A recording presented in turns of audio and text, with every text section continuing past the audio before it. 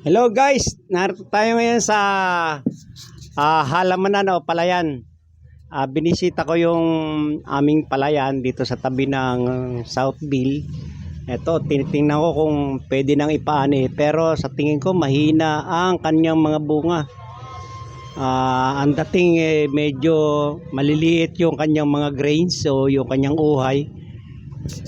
Pero ang dating okay naman kasi hindi masyado itong naalagaan sa fertilizer at saka sa insecticide.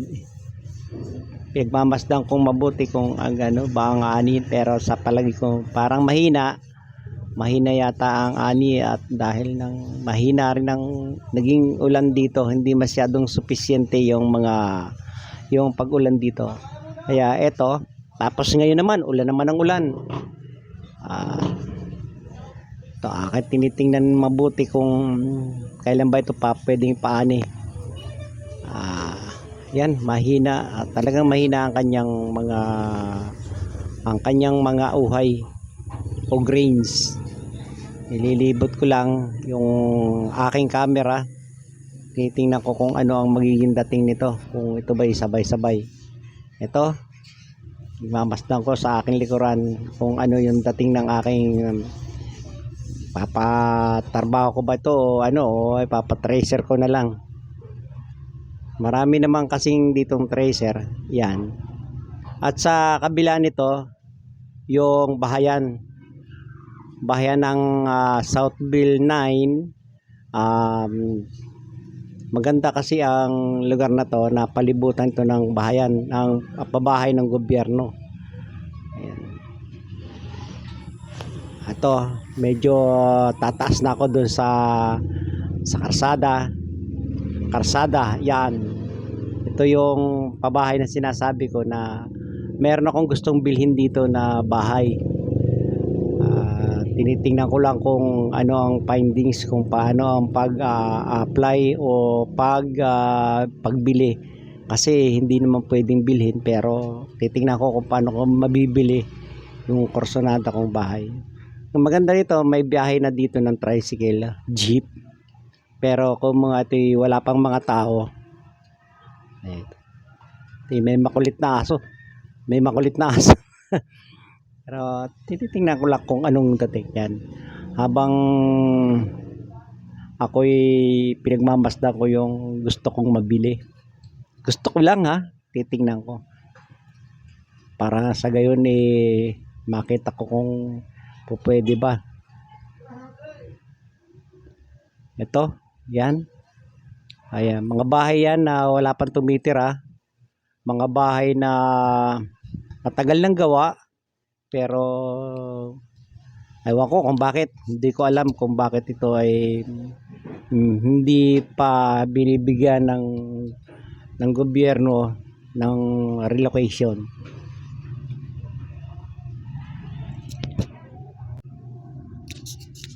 May napili akong isang maganda rito. Nililibot ko lang, tinitingnan ko yan, madamo, at saka dati ito ang ganda nito, wala itong mga damo, walang mga basura, walang mga, ito tinitingnan ko dito kung ano ba.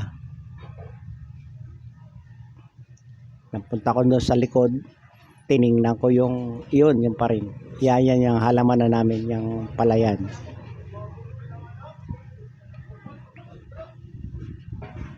Libot-libot yung likod at harapan. Ayan, pinasok ko yung loob ng bahay. Ito, nililibot ko yung harapan at saka likuran para makita ko kung ano talaga magandang findings ng one. Pero may napili akong isa sa banda-banda pa ron. Pinasok ko, tagal ko ng kursonada tong lugar na to, yung bahay na to nakaharap sa silangan, tapos tabi ng main road. Titingnan ko lang kung anong magiging dating, kung mabibili ko ba o ma-applyan ko ba, kasi dito per apply. Pero kami naman meron na dito 4 na unit yung bahay namin dito. Ngayon, ayan, tinitingnan ko kung ano ba, kung okay ba o hindi.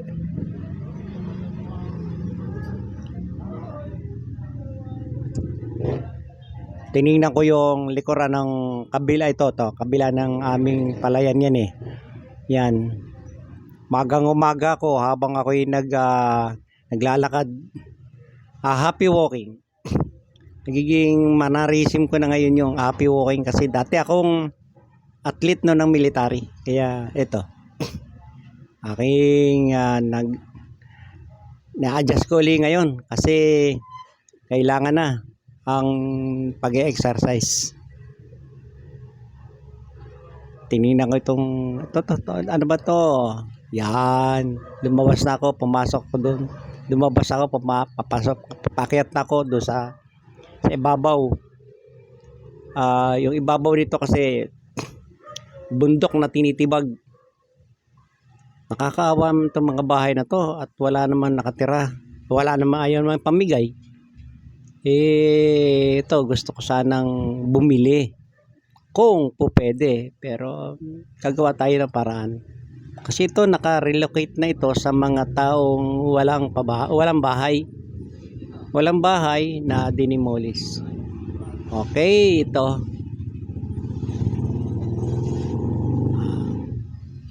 habang ako'y papakyat tinitingnan ko talaga ang paligid. May na siyang kuryente, may linya na siya ng kuryente pero wala pa silang tubig. Pero ang bahay na to wala pa itong bowl ng CR, wala pa ring lababo, wala pa ring pinto, wala pa ring jalousie. Okay naman, napapaganda naman. Habang tinitingnan ko yan, tinitingnan ko yung likod ng gusto ko. Malapit na ako doon sa Corsonada ko na aking binibisita lagi. Hindi ko naman lagi kundi nagkaroon lang ako ng pagkakataon na pumasyal ako dito sa housing project na to. Maganda pero maliit lang ang lugar na to, yung bahay na to. Nasa mga 50 yata or either 60. Yung pader na yan, sa bandang dulo ng kaunti. Lalakad ako doon sa bandang dulo ng kaunti para makita ko yung sa bandang kanto na yon, yung kanto na yan. Malibag na, marami ng damo, marami ng tawag yan, talahib, mga baging, ayan, mga halamang baging.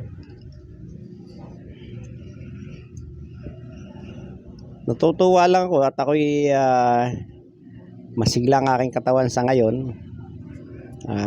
At talaga ako'y naglalakad. Binabalik ko ulit yung dati kong gustong maging pero hindi na ako yung marathoner. Lakad na lang ako, lakad. Yung bandang kanto, yan, tapat niyan. Yan, kakaliwa ako. Yan, bandang taas doon. Along the along the National Road baga. Kung hindi, main road. Yan.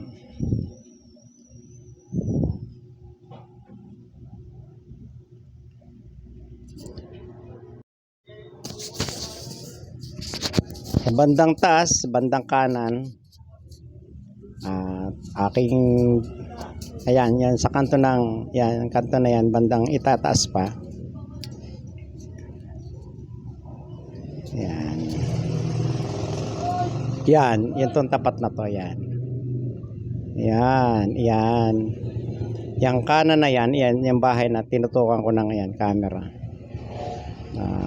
Pinasok ko at tiningnan ko kung ano ang maganda. Talagang medyo nagagandahan ako kasi ang dating ay nakaharap sa silangan. Pangalawa, nakaharap sa main road. Titingnan ko siya kung kaya kong bilhin o kayang ipagbili o pagbibili ba. Kasi maganda kasi yung aura niya para sa akin. Kahit yan ganyan, pag nagkatao yan, oh, bud ng daming tao ngayon dyan. Katulad dito sa amin, halos wala nang tigil ang tao.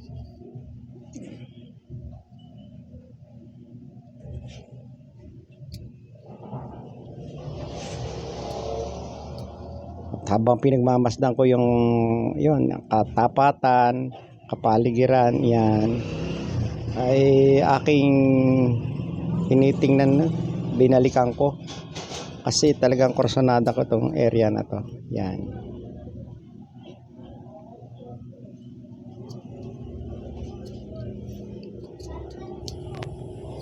Yan. Pinasok ko yan. Papasukin ko yan. Ito yung gusto kong pwesto. Titingnan ko kung ano ang dating, kung anong development na ng area na yan. Ayan. Kung yan ba ay po pwede, Pasukin natin. po pwede bang applyan o po pwede bang bilihin or something. Yan. Naka-tiles na siya. Maganda naman, may pintura. Yan. Tiningnan ko kung ano ang dating niya, kung okay ba. Yan, nasa loob na ako, yan ang main road, yan yung baba na yan. Tanto ito dito. Yan. Medyo talagang gusto ko lang kasi kung ako halimbawa mabibili ko yan, yan ay underground ko. Tiningnan ko yung yan, likuran, yan. Yan, nakatiles na siya. Matagal na itong pabahay na to. Wala, may lababo. May lababo pala. Pero walang bowl. Yan ang bowl. Wala pa rin bowl.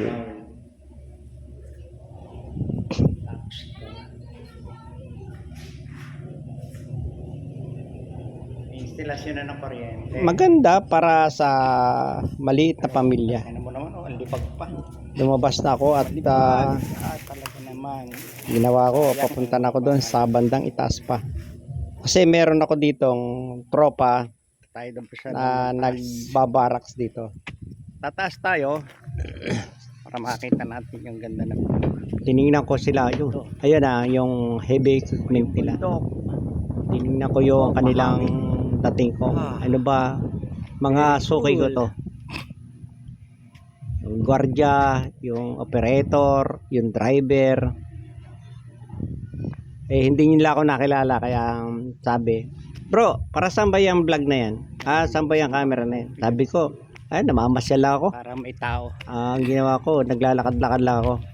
Kasi yung mga operator nyo dito, tsaka yung driver, mga suki ko yan. Yung pa, yung ongoing. Ganun ba? Kaya kami nagkausap. Nagkadao pampalad ng gwardiya. Natabunan na ang bahay Tataka siya kasi marami raw ditong na-scam na pinagbibili, nagbebenta, tapos wala naman, mga 20,000, 50,000. Ay sabi ko, ganun ba?